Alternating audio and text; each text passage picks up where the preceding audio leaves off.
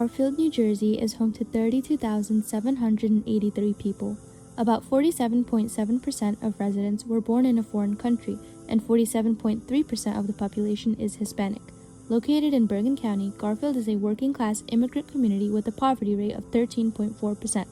In the middle of this community is one of the nation's top priority Superfund sites, the former EC Electroplating Facility, or ECE. ECE was founded in the late 1930s and operated until March 2009. It was a custom metal plating shop that coated parts with chromium, copper, and nickel. The facility used large storage tanks filled with chromic acid, a key chemical in the plating process. In December 1983, a major spill released about 3,640 gallons of chromic acid at the site. This led to contamination of the groundwater with hexavalent chromium. This form of chromium is highly toxic, can move easily through the environment, and is known to cause cancer. Exposure can lead to serious health problems including lung cancer, respiratory damage, skin ulcers, and dermatitis. In 1984, a recovery well was installed to remove contaminated groundwater, but it was shut down after only 1,044 gallons were extracted. Despite this early warning, ECE continued operating for decades, even advertising job openings in local newspapers.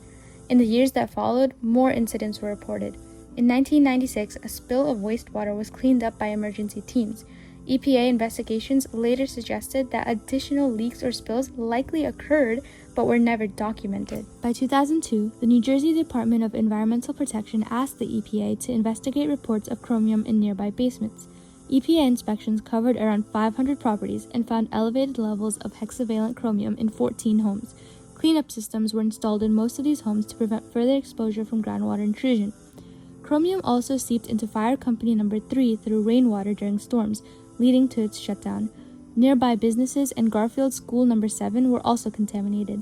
As concerns grew, community members began speaking out. At a 2008 public meeting held by EPA, residents questioned how the contamination spread, why it took so long to address, and who was responsible. Many shared health fears and frustration, and some participated in surveys and door-to-door outreach, showing strong community activism and pressure for answers. In 2010, federal and state health agencies confirmed that exposure to hexavalent chromium was a serious public health concern. A year later, in 2011, Garfield was officially added to the Superfund National Priorities list. That same year, the EPA removed hazardous waste from the site, including hundreds of drums of industrial materials and thousands of gallons of contaminated water. In 2012, another public meeting was held with EPA officials and the local school board. Residents raised concerns about health risks during demolition and asked how cleanup would continue. Community activists, including the group Urgent, attended with signs demanding action and raising awareness in both English and Spanish. Between 2012 and 2014, the EPA demolished the ECE buildings, removed contaminated soil and concrete, replaced it with clean fill, and capped the site with asphalt to reduce further contamination. In 2016, the EPA held another public meeting to explain the spread of chromium in groundwater and share testing results from nearby homes and wells. During the discussion, residents expressed ongoing frustration about delays, contamination movement, and government responsibility. Local officials like former Mayor Luis Aloya also raised concerns about property values for affected homes. In 2017, the EPA installed additional monitoring wells and tested new cleanup methods. These methods showed promise and used bioremediation, a process that uses microorganisms to break down contaminants in groundwater. From 2022 to 2023, the EPA continued preparing for full-scale cleanup. Community updates in 2023 explained the upcoming work, including well installation, treatment plans, and long-term monitoring. They were also warning residents about temporary noise and traffic impacts. These updates were released in multiple languages, including English, Spanish, Polish, and Macedonian.